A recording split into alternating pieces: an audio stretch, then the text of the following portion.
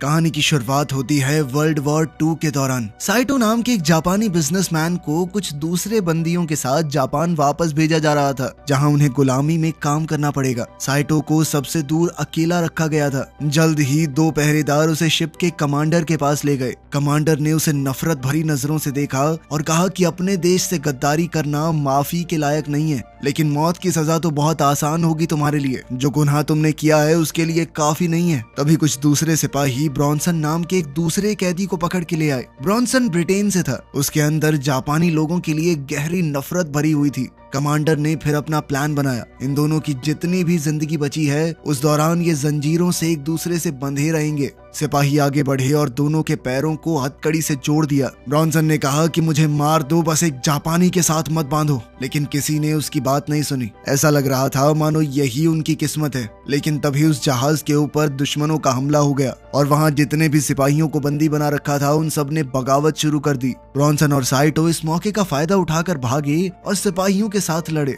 एक सबमरीन ने जहाज के करीब आकर उस पर मिसाइल चला दी। कैबिन में सिर्फ ऑफिसर और दोनों बंदी बचे हुए थे। कमांडिंग ऑफिसर ने बंदूक निकाली उन दोनों को मारने के लिए, लेकिन ब्रॉन्सन ने बड़ी तेजी से साइटो को पकड़ा और दोनों समुद्र में कूद गए, इससे पहले कि पूरा जहाज ही फट जाए।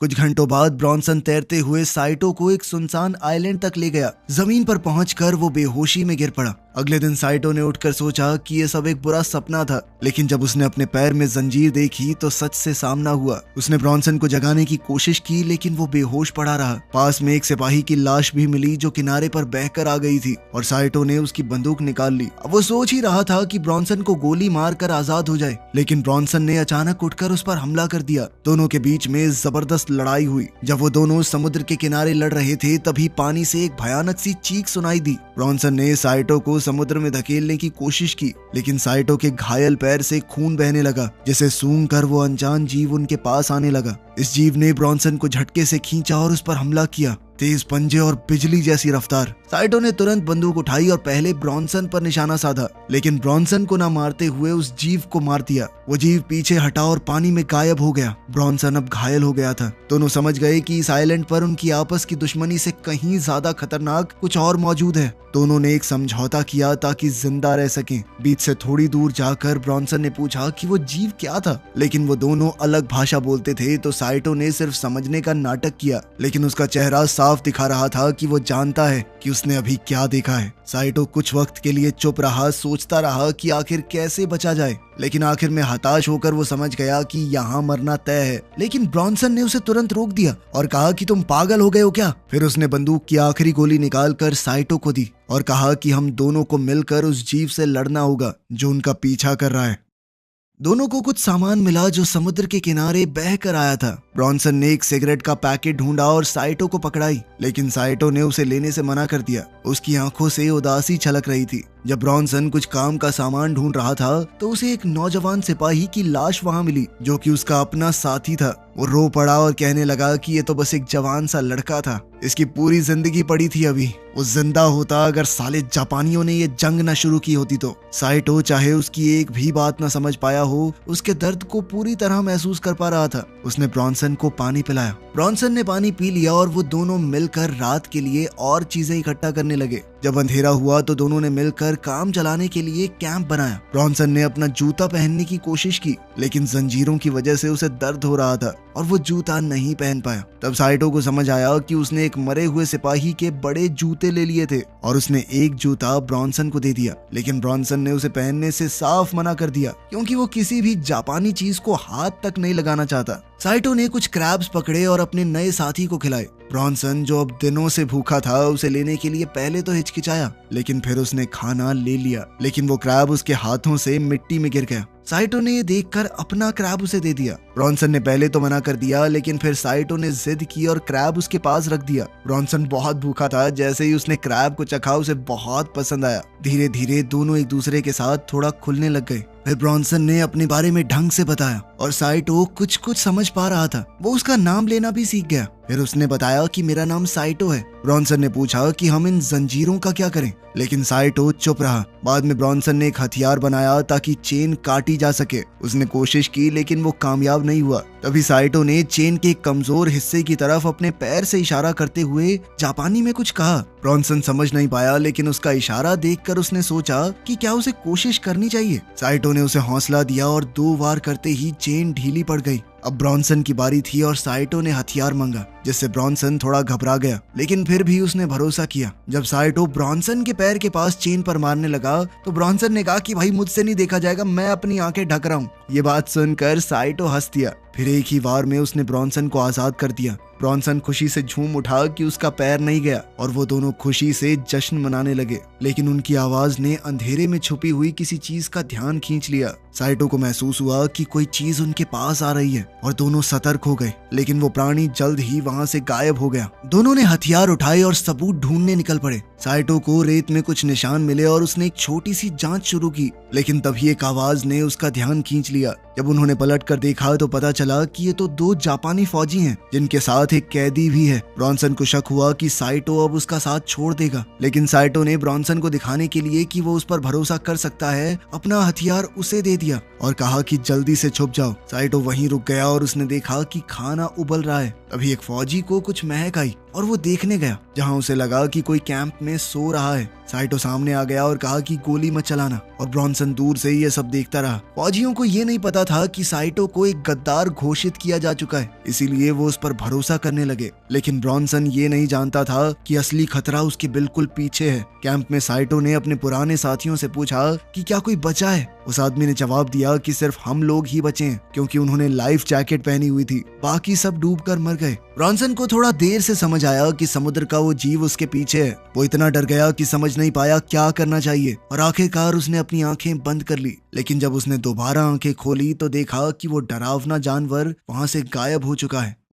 अब जापानी फौजी साइटो से पूछताछ कर रहे थे कि क्या पक्का यहाँ पर कोई और नहीं है। साइटो ने कहा कि वो अकेला है, लेकिन सिपाहियों को शक हो गया, क्योंकि उन्हें ब्रॉन्सन के वहां होने के कुछ सुराग मिले थे। एक फौजी अपनी तलवार लेकर उठा और कहने लगा कि जहाज डूबने से पहले एक अफवाह उड़ी थी कि एक गद्दार और दुश्मन को एक साथ जंजीर से बांध दिया गया है। जब उन्होंने साइटो के पैर से कपड़ा हटाया तो वो समझ गए कि साइटो एक गद्दार है। दूसरे फौजी ने उससे पूछा कि वो भगौड़ा कहाँ पर है। साइटो ने कहा कि वो मर चुका है, और उसने एक कब्र की ओर इशारा किया जहां उन लोगों ने ब्रॉन्सन के दोस्त को दफनाया था। एक जापानी फौजी ने कहा कि साइटो सिर्फ एक गद्दार नहीं, झूठा भी है, और धमकी दी कि अगर उसने सच नहीं बताया तो वो उसका गला काट देगा। तभी एक भयानक दहाड़ पूरे टापू पर गूंजी और सब लोग रुक गए। वहां मौजूद दूसरा कैदी डर के मारे चिल्ला पड़ा कि ये जीव जो भी है इंसान तो नहीं है। वो घुटने के बल गिर गया और अपने बचाव के लिए प्रार्थना करने लगा। एक सैनिक ने सबसे छोटे सिपाही से कहा कि जाके देखो किस चीज की आवाज है। वो ब्रॉन्सन के पास पहुंचा।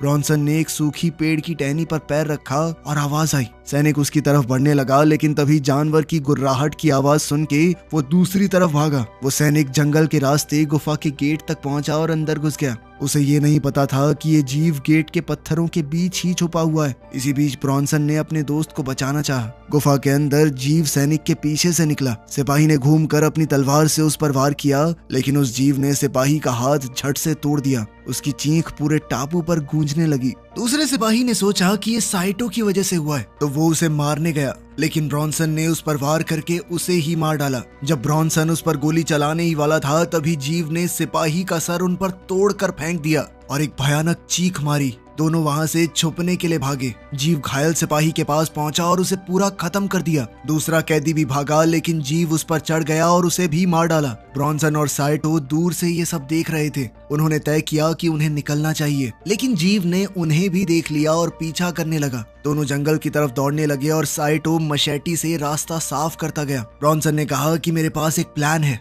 और हम दोनों को रुकना चाहिए, लेकिन साइटो को उसकी भाषा समझ नहीं आई और वो आगे बढ़ता गया। ब्रॉन्सन लड़खड़ाकर पीछे रह गया और वो जीव तुरंत उस तक पहुंच गया। घबराकर ब्रॉन्सन ने गोली चला दी, लेकिन गोली चूक गई। उसकी आखिरी गोली बर्बाद हो गई थी। उस जीव ने ब्रॉन्सन का गला पकड़ लिया और उसे मारने के लिए अपना पंजा उठाया, लेकिन साइटो ने अचानक वापस आकर उस जीव पर हमला कर दिया, जिससे ब्रॉन्सन छूट गया। दोनों इस मौके का फायदा उठाकर वहां से भागे, लेकिन एक ढलान में फिसलकर नीचे गिर गए, जिसमें दोनों को ही काफी चोट लगी और वो घायल हो गए। अगले दिन वो दोनों बहुत ज्यादा घायल थे। जब उनकी आंखें खुली, साइटो ने देखा कि उसके सीने में एक तीखी चीज घुसी हुई थी। तेज दर्द के साथ उसने उठकर मुश्किल से उस तीखी चीज को निकाला। उस वक्त ब्रॉन्सन एक सड़े हुए लकड़ी के टुकड़े पर पड़ा था। जो झरने के किनारे लटका हुआ है। जब उसने हिलने की कोशिश की तो वो लकड़ी झूलने लगी और ब्रॉन्सन संतुलन बनाने के बावजूद फिसल गया, नीचे एक पत्थर से टकराया और पानी में गिर गया। पानी के नीचे उसे पहले हमले की यादें आने लगी और मुश्किल से तैरकर जैसे तैसे वो किनारे पर पहुंचा। साइटो को दूसरी तरफ मरे हुए सिपाही की कटाना मिल गई। अब दोनों अलग हो चुके थे और नदी के साथ साथ चल रहे थे। झरने के ऊपर से उस जीव ने एक दिल दहला देने वाली चीख मारी जो जंगल में गूंज उठी। उन दोनों को ही ये चीख सुनाई दी। दोनों चौकन्ने हो गए और साइटो, जो कि नदी से पानी पी रहा था, ठहर गया और अपने दोस्त को ढूंढने निकल पड़ा। ब्रॉन्सन अकेले ऊपर चढ़ता रहा जब तक एक बड़े झरने तक नहीं पहुंच गया जो उसके आगे का रास्ता रोक रहा था। उसने फिर भी किसी तरह आगे बढ़ने का फैसला किया। शाम होने लगी और वो दोनों अभी भी अलग अलग थे। साइटो अब नदी के किनारे से निकलने की कोशिश कर रहा था, लेकिन लाख कोशिशों के बाद भी वो ब्रॉन्सन को ढूंढ नहीं पाया। इसी बीच ब्रॉन्सन झरने पर पहुंचा और सोचा कि थोड़ा आराम कर लिया जाए, लेकिन उसे पास से ही कुछ आवाजें सुनाई देने लगी। साइटो अभी भी जंगल में भटक रहा था। उन आवाजों को सुनकर वो चौकन्ना हो गया। ब्रॉन्सन आखिरकार गहरे हिस्से से बाहर आया और किनारे पर बैठ गया, लेकिन तुरंत ही उसने अपने बाजू में किसी की मौजूदगी महसूस की। जब वो देखने के लिए मुड़ा तो एक बड़ा मगरमच्छ वहाँ पर था। कोई चारा न देखकर वो बिना हिले शांत लेटा रहा। मगरमच्छ ने सिर्फ देखा और फिर पानी में लौट गया। ब्रॉन्सन अभी भी डरा हुआ था। वो चुपचाप उठा और चलने लगा। वो झरने पर ऊपर पहुंचने ही वाला था, पर तभी वो फिसल गया और उसी समय उसे वो जीव दिखाई दिया जो अब साइटो के दिए हुए घाव पर कुछ लगा रहा था। ब्रॉन्सन को समझ आया कि ये कोई बेवकूफ जीव नहीं है। वो सोच समझ सकता है, अपने घावों को ठीक कर सकता है। और अब वो इस कोशिश में लग गया कि कैसे साइटो को ये बात बता सके, लेकिन गलती से वो एक आवाज कर बैठा और फिर किसी तरह छुप कर वहां से निकलने की कोशिश में लग गया। वो छुप कर देखता रहा जब वो जीव नदी के किनारे जा रहा था। तभी अचानक उसी मगरमच्छ ने जीव पर हमला कर दिया और उसे घसीट कर ले गया। पानी तुरंत लाल हो गया और कुछ देर तक मगरमच्छ सांस लेने के लिए तड़पा। तभी उस जीव ने पानी से उभर कर उसे दो हिस्सों में चीर दिया। ब्रॉन्सन ये देखकर और भी ज्यादा डर गया। उस जीव ने एक और बेहद तीखी चीख मारी जो दूसरी ओर साइटो तक पहुंच गई। ब्रॉन्सन तुरंत भागा। साइटो अब भी जंगल में उसे ढूंढ रहा था। कुछ देर बाद अचानक से साइटो ने एक अजीब सी चीज देखी। वो पास गया तो देखा कि एक लाश पेड़ से बंधी हुई थी। ये देखकर वो बेहद डर गया और एक गड्ढे में लड़खड़ा कर गिर पड़ा। गड्ढे के अंदर साइटो को एक और वैसे ही जीव का सर मिला। वो कुछ देर तक उस नजारे को देखता रहा और फिर समझ गया कि ये मर चुका है। एक नई उम्मीद के साथ उसने वहां से निकलने का फैसला किया और लाश के पास कुछ काम की चीजें ढूंढने लगा। उसे लाश के हाथ में एक बंदूक मिली और जमीन पर गिरे गोली के खोखे को देखकर उसे पता चला कि इस आदमी ने ही उस जीव को मारा होगा। फिर साइटो ने बंदूक भी उठा ली। अब उसके पास एक कटाना और एक पिस्टल थी, तो अब उसने सोचा कि मैं भी उस जीव का शिकार करूंगा। रास्ते में उसे एक टूटे हुए प्लेन का मलबा मिला और वो पानी में उतर कर उस तक पहुंचा। जब वो उस आधे डूबे हुए प्लेन के अंदर गया तो उसे कुछ चीज दिखाई दी। इसी दौरान ब्रॉन्सन ने भी प्लेन के एक और टुकड़े को ढूंढ निकाला और वो भी उसी प्लेन तक पहुंचा। प्लेन के अंदर जाने से पहले उसने कुछ रद्दी लोहे के टुकड़ों से एक काम चलाऊ सा हथियार बनाया। फिर वो प्लेन के अंदर गया और वहां उसे फ्लेयर गन, लाइटर, सिगरेट्स और कुछ और भी चीजें मिली, लेकिन एक चीज ने उसकी नजर खींच ली। उस चीज को पकड़ने के चक्कर में वो फिसल गया और उसने देखा कि प्लेन के पंख में कुछ अटका हुआ है। जब उसने करीब से देखा तो पता चला कि वो एक बम है। इस बम को देखकर उसे एक आइडिया आया। अब ब्रॉन्सन ने थोड़ी देर आराम किया और एक सिगरेट जलाई। सिगरेट पीते हुए उसे किसी के कदमों की आहट सुनाई दी। जब उसने मुड़कर देखा तो वहां साइटो खड़ा था। ब्रॉन्सन ने उससे पूछा कि वो कांप क्यों रहा है और साथ ही उसे सिगरेट थमा दी। साइटो ने मना कर दिया और कहा कि उसे कुछ जरूरी दिखाना है। ब्रॉन्सन को कुछ समझ नहीं आया तो साइटो ने अपने लाइटर का इस्तेमाल करके उसे समझाने की कोशिश की। दोनों एक साथ एक गुफा तक गए और वहां पहुंचकर साइटो ने एक अजीब सी चीज की ओर इशारा किया। दोनों ने देखा कि वैसी ही एक मादा एक और अंडे को सेक रही थी। ब्रॉन्सन धीरे धीरे उसके पास गया, लेकिन साइटो ने उसे चेतावनी दी कि ये एक मादा है, इससे दूर रहो, ये अपने घर और बच्चे को बचाने के लिए बहुत ज्यादा खतरनाक हो जाती हैं। लेकिन ब्रॉन्सन ने कहा कि वो बिना उसे मारे यहाँ से जाएगा नहीं। साइटो ने उसे समझाने की कोशिश की कि अगर हमने एक मादा को मार दिया तो ये बाकी के जीव बहुत ज्यादा खतरनाक हो जाएंगे, वो किसी भी हाल में हमें खत्म करके रहेंगे। लेकिन ब्रॉन्सन ने कहा कि या तो वो जिंदा रहेंगे या हम। उसके पास एक आइडिया था और उसने साइटो से अपने साथ चलने के लिए कहा। फिर ब्रॉन्सन ने साइटो को वो बम दिखाया जो उसे प्लेन में मिला था और कहा कि मुझे ये उस मॉन्स्टर के घर तक ले जाने में मदद करो। दोनों मिलकर बहुत मुश्किल से बम वहां ले गए। वहां पहुंचकर उन्होंने देखा कि ट्रिगर टेढ़ा हो गया है। ब्रॉनसन ने उसे ठीक करने की कोशिश की, लेकिन साइटो ने कहा कि जल्द से जल्द यहाँ से निकलते हैं, कभी भी फट सकता है ये। इसी बीच वो मादा अपनी गुफा की तरफ लौट रही थी। ब्रॉनसन ने कहा कि प्लेन में एक इमरजेंसी हथौड़ा है, वो काम आ सकता है, लेकिन वहाँ उनमें से किसी को रुकना पड़ेगा ताकि वो बम को एक्टिवेट कर सकें। साइटो ने उदासी से कहा कि मेरी वजह से हम लोग यहाँ पर हैं, और वो वहीं रुकने के लिए तैयार हो गया। लेकिन तभी उन्हें उस मादा की गरज सुनाई दी। दोनों ने ही बाहर जाने का फैसला किया। जॉनसन ने एक फ्लेयर जलाई ताकि वो अंधेरे में देख सके। जब साइटो पहरा दे रहा था तब जॉनसन हथौड़ा निकालने की कोशिश करने लगा, लेकिन हथौड़ा फंसा हुआ था और उसे खींचने में बहुत जान लग रही थी। तभी एक मॉन्स्टर साइटो के सामने आया और साइटो तुरंत लड़ने को तैयार हो गया। दोनों के बीच जबरदस्त लड़ाई हुई और वो जीव बहुत ही सेफ और समझदार तरीके से लड़ रहा था। आखिर में ब्रॉनसन हथौड़े को प्लेन से निकालने में कामयाब हो गया। साइटो ने डट कर उस मॉन्स्टर का मुकाबला किया और उसे प्लेन के करीब धकेल दिया। ब्रॉनसन को हथौड़े से कई बार वार करने का मौका मिला। वो दोनों ही उस जीव के साथ लड़ाई में लग गए और कुछ देर के लिए उसे एक कोने में दबा भी दिया। लेकिन जब उन्होंने आसमान की तरफ देखा तो उन्हें आग धीरे धीरे बुझती हुई नजर आने लगी। फिर जब उन्होंने सामने देखा तो वो जीव वहां से गायब हो चुकी थी। फिर दोनों जल्दी से गुफा की तरफ लौटे ताकि काम पूरा कर सकें। साइटो एक बार फिर से पहरा देने लगा, जबकि ब्रॉनसन बम के लैच को ठीक करने की कोशिश कर रहा था। जैसे ही ब्रॉनसन ने वो लैच ठीक किया, उस जीव ने पीछे से हमला बोल दिया, लेकिन साइटो ने तुरंत उस जीव के सीने में छुरा घोंप दिया। जैसे ही वो उसका सर काटने की तैयारी कर रहा था तो उस जीव ने उसे दीवार पर दे मारा और फिर वापस ब्रॉनसन पर हमला किया और उसे भी जबरदस्त हमला करके घायल कर दिया। साइटो ने जैसे तैसे अपनी हिम्मत बटाई, उठा और अपना हथियार भी उठाया और एक ही झटके में उस जीव की आंख में गोली मार दी, जिसके बाद उस मॉन्स्टर ने ब्रॉनसन को छोड़ दिया। साइटो ने दोबारा गोली चलाई लेकिन चूक गया, इसीलिए उसने अपना निशाना बदला और उस जीव के अंडे पर गोली चला दी। अंडे में विस्फोट हुआ और उस मादा का एक बच्चा जमीन पर गिरा, जिसे देखकर वो मादा गुस्से से बौखला गई। साइटो अपने दोस्त की मदद करने के लिए दौड़ा, लेकिन ब्रॉनसन काफी बुरी तरह से घायल था। ब्रॉनसन ने अपनी सारी चीजें साइटो को दे दी और कहा कि जल्दी से निकल जाओ। जब वो मादा अपने बच्चे को गोद में उठाकर बैठी हुई थी तो साइटो दर्द में था, लेकिन फिर भी मजबूरी में अपने दोस्त को छोड़कर गुफा से भागा। फिर वो मादा ब्रॉनसन के पास आई। ब्रॉनसन ने तुरंत बम को एक्टिवेट कर दिया। ब्रॉनसन ने तुरंत काउंटडाउन शुरू किया, लेकिन जब वो 3 तक पहुंचा तो बम फटा ही नहीं। तभी उसे अपने दोस्त साइटो की बात याद आई। उसने साइटो के बताए तरीके से बम को एक्टिवेट किया और एक बहुत बड़ा धमाका हुआ, जिसे साइटो ने दूर से देखा।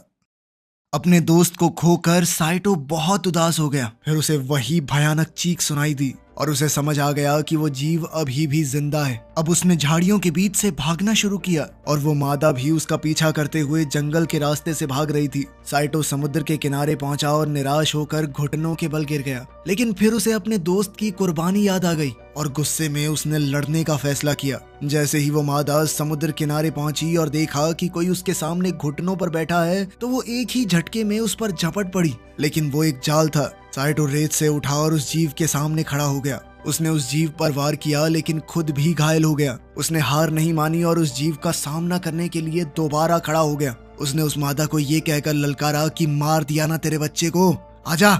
जैसे ही उसने साइटो पर वार किया, साइटो ने उसके पेट को चीर डाला और वो मादा जमीन पर गिर पड़ी। वो उस कमजोर पड़ चुकी मादा के पास गया और उसके ऊपर झुककर अपनी तलवार निकाली, लेकिन उसे मारने की बजाय उसने वो तलवार उसके पास ही जमीन में घुसा दी और कुछ कदम पीछे हटकर एक फ्लेयर गन को उठाने लगा। तभी जंगल की तरफ से कुछ और आवाजें आई और वो समुद्र के किनारे की तरफ चलने लगा। वहाँ वो आग जलाने की कोशिश कर रहा था, लेकिन फ्लेयर टूटा हुआ था। अब उसकी आखिरी उम्मीद भी टूट गई। एक थका और हारा हुआ साइटो रेत पर गिरकर बेहोश हो गया। कुछ घंटों बाद साइटो की आंख एक अमेरिकी जहाज पर खुली, जहां एक ऑफिसर उससे पूछताछ कर रहा था। साथ में एक जापानीज ट्रांसलेटर भी था। ऑफिसर ने पूछा कि क्या ब्रॉनसन ने उसकी मदद की थी, लेकिन साइटो चुप रहा। फिर ऑफिसर ने ट्रांसलेटर से कहा कि इससे पूछो इसने क्या किया है, इसका जुर्म क्या था। साइटो ने जवाब दिया कि मैंने अपने ही कमांडर को मार दिया, क्योंकि वो बेकार ही मेरे सारे साथियों को मौत की तरफ धकेल रहा था। ऑफिसर फिर से ब्रॉनसन के बारे में बात करने लगा और साइटो को उसके साथ बिताए हुए पल याद आ रहे थे।